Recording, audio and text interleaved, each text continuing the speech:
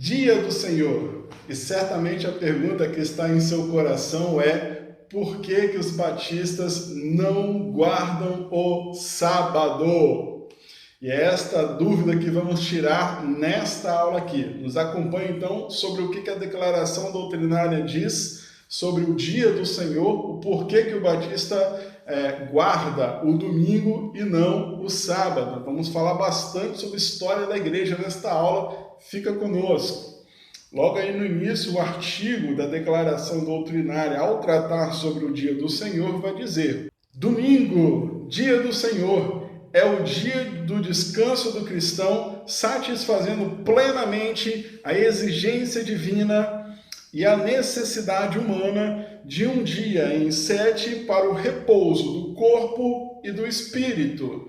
Então ele já começa dizendo que de fato não é o sábado, e sim o domingo. É assim que a declaração de fé vai interpretar como dia de descanso. Ele entende que estamos cumprindo com o querer de Deus, estamos cumprindo com o propósito de Deus de ter um dia de descanso. É assim que inicia. Ou seja, estamos descansando? Sim. Não no sábado, mas no domingo. Que a primícia do mandamento, no 7º dia descansarás, é uma primícia que vai fazer-se entender que de fato o ser humano precisa de um dia em 7 para descansar o corpo e descansar o espírito. E esse dia, então, para os batistas é no domingo. Mas por que é no domingo e não no sábado? Eu sei que esta é a sua pergunta que está aí no seu coração. Eu vou ler o ponto 2 e depois vamos entrar nas questões históricas. Aliás, o ponto 1, que diz assim: com o advento do cristianismo, o primeiro dia da semana passou a ser o dia do Senhor, em virtude de haver Jesus ressuscitado nesse dia. É por esse motivo, então, que a declaração entende que domingo deve ser o dia reservado para a adoração e não o sábado, porque foi no domingo que Jesus ressuscitou. E aí vamos às questões históricas que colaboram com tudo isso aqui também. Historicamente, os cristãos tiveram muita dificuldade em ser reconhecido como sendo uma nova religião, o cristianismo.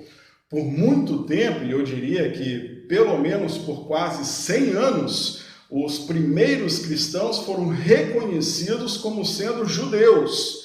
E é até por isso que o Sinédrio, que é um tribunal judaico, julgava os cristãos, porque eles entendiam que os primeiros cristãos, que os apóstolos, eles eram uma ramificação do judaísmo e não uma nova religião. Seutônio, um dos historiadores judeus, vai dizer que houve uma confusão entre os judeus por causa de um tal de Cristo, que é uma tradução errada para Cristo. Mas ele estava dizendo que Cristo era judeu, e isso fez com que muitas pessoas caminhassem os primeiros séculos acreditando nisso também. Outros imperadores também chegaram a esta conclusão. Domiciliano, no ano de 81 depois de Cristo, manda prender e açoitar aqueles que eram de costumes judaizantes. Ele não utiliza também a palavra cristão, e ele também não manda prender os judeus, manda prender apenas aqueles que tinham costumes judaizantes. Ele estava se referindo aos cristãos que adoravam a Cristo, mas para o imperador, isso no ano de 81 depois de Cristo, quer dizer, 80 anos já da história do cristianismo, e os imperadores não reconheciam o cristianismo como sendo uma religião, apenas como uma ramificação do judaísmo, que o judaísmo tinha suas seitas, tinha os seus braços, e que o cristianismo era uma dessas seitas judaicas, mas que não era uma nova religião. Como documento oficial, apenas no ano de 111 depois de Cristo, um século depois já, o cristianismo já tinha completado um século de existência, e aí sim, Plínio, o governador da Bitínia, manda uma carta ao imperador Trajano, e aí, pela primeira vez, então, diz que os cristãos já eram maioria na região de Jerusalém, de Israel, e que as carnes estavam apodrecendo nos açougues, porque os cristãos se negavam a comer as carnes dedicadas aos ídolos pagãos do Império Romano. Apenas em 111 depois de Cristo é que aparece pela primeira vez a expressão cristão em uma carta oficial do Império Romano. Até então, eles entendiam que o cristianismo era uma ramificação do judaísmo. E isso mexeu muito com os cristãos, que não se entenderam em nenhum momento como sendo uma ramificação do judaísmo. Eles entendiam que era uma nova fé, uma fé baseada em Cristo Jesus. E aí começaram, então, a se distanciar do judaísmo das formas com que encontraram. Por exemplo, os judeus iam para a sinagoga toda terça-feira e toda quinta-feira e faziam um jejum. E todo sábado eles iam para o templo para adorar a Deus. Os primeiros cristãos, como forma de protesto, começaram a se reunir toda quarta-feira e toda sexta-feira. O judeu era terça e quinta, o cristão era quarta e sexta. E jejuavam. Alguns diziam, e chegaram ao entendimento da sexta-feira, porque foi na sexta-feira que Jesus morreu, e por isso todo cristão deveria jejuar toda sexta-feira. E assim, então, os nossos irmãos da igreja primitiva começaram a fazer. Outra mudança foi justamente no dia do culto, que em vez de ser no sábado, eles começaram a cultuar no domingo. Então eles começavam a jejuar na sexta-feira, eles faziam um jejum na sexta-feira para lembrar da morte de Jesus e cultuavam a Deus no domingo para lembrar da ressurreição de Jesus, como um ato também de protesto, dizendo: nós não somos judeus, nós somos cristãos. Apenas no ano de 525 d.C., com a chegada do imperador Constantino, que cessou com as perseguições aos cristãos, aí sim, aí Constantino faz um censo para com os cristãos, e isso é muito importante, tem muitas igrejas por aí contando essa versão de forma errada. Tem uma aula aqui só sobre Constantino, aqui no EAD Batista, lá na disciplina de História do Pensamento Cristão. A primeira aula de Constantino está de graça, todo mundo pode ver. Constantino queria os cristãos no exército dele para lutar por ele contra um outro imperador. E ele então faz um censo com os cristãos que existiam nesta época, que já eram maioria dentro do Império Romano. E os cristãos, então, dizem para o imperador o que gostariam de mudar. E aí eles mudam um juramento chamado sacramento, que reconhecia o imperador como sendo uma divindade.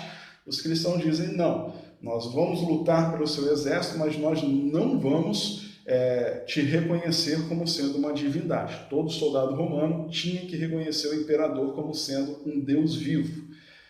O cristão se recusou, e essa foi uma das exigências. Para lutar no seu exército, não queremos te adorar.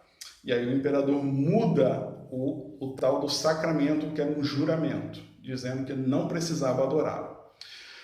Uma outra mudança que aí veio dos cristãos ao imperador foi que no ano de 525 já era comum os cristãos adorarem a Deus no domingo, porque foi o dia da ressurreição de Jesus.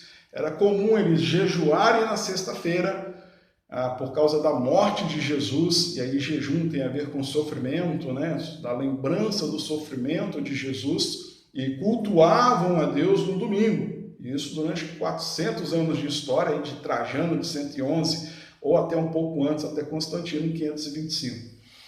O imperador, então, acaba aderindo isso e dizendo que o dia de folga dos soldados romanos, que era no sábado, passa a ser no domingo, como um dia de descanso, um dia em que as pessoas podem ir para a igreja adorar ao Deus que desejar, na verdade, mas que não seria mais um dia de folga no sábado, como já era em Roma, mas sim no domingo, a pedido dos próprios cristãos. E aí algumas igrejas vão fazer com que essa história se torne completamente uma ficção científica, dizendo que Constantino era adorador de um deus Sol, que o deus Sol era adorado no domingo, por isso ele obrigou a igreja a adorar no domingo. Isso tudo é mentira. Constantino era um político, ele queria os cristãos no seu exército e perguntou para os cristãos: o que vocês querem?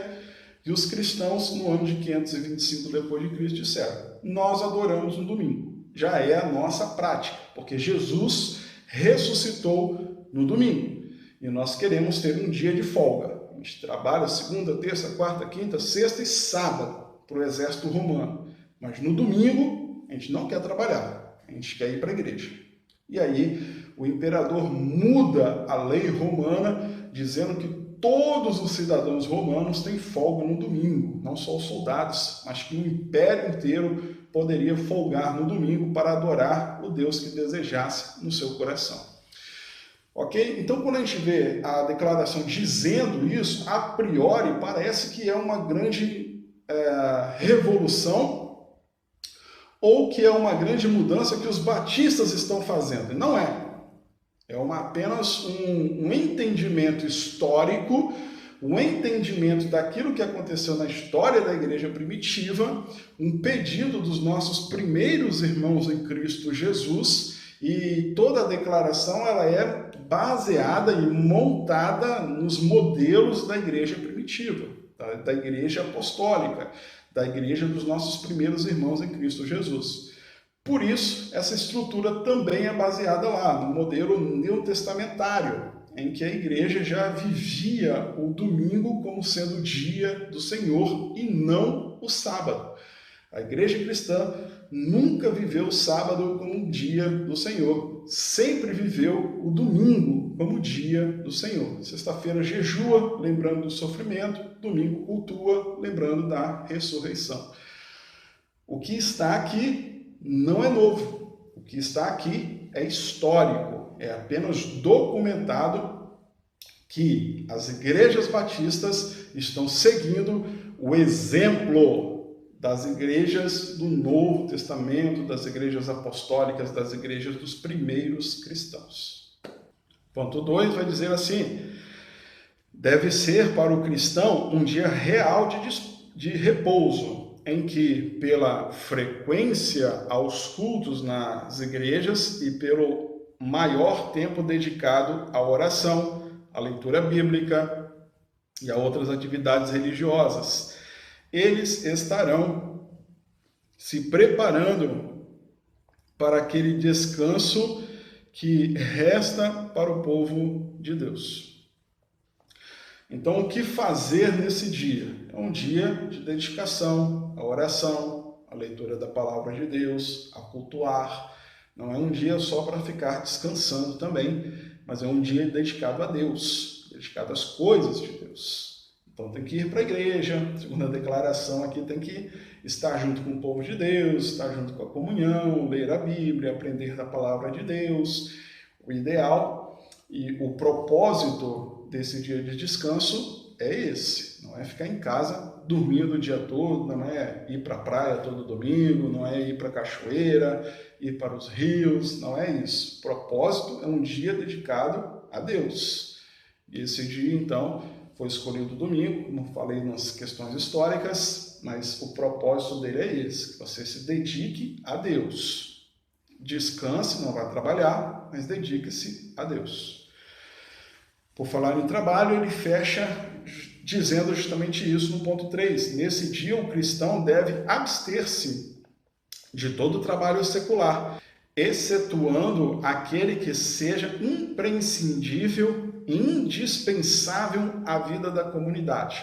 Devem também abster-se de recreações que desviem a atenção nas atividades espirituais. Como acabei de dizer, esse ponto apenas colabora com o ponto anterior, é um dia de descanso, sim, mas não é um dia de recreação, em que você vai fazer o que quiser nesse dia, apenas para se divertir e esquecer das coisas de Deus. É um dia que você não vai trabalhar, mas vai dedicar um tempo à oração, um tempo às coisas de Deus. Vai dedicar-se, assim, a Deus nesse dia. Não só como recreação, mas como um dia de alimentar a sua vida espiritual também. Espero que tenha entendido aí por que adotamos o domingo, por que nós cremos que o domingo é o dia do Senhor, uma visão aí neotestamentária, né, do Novo Testamento, modelo da igreja primitiva, e te aguardo aí na próxima aula. Que Deus te abençoe.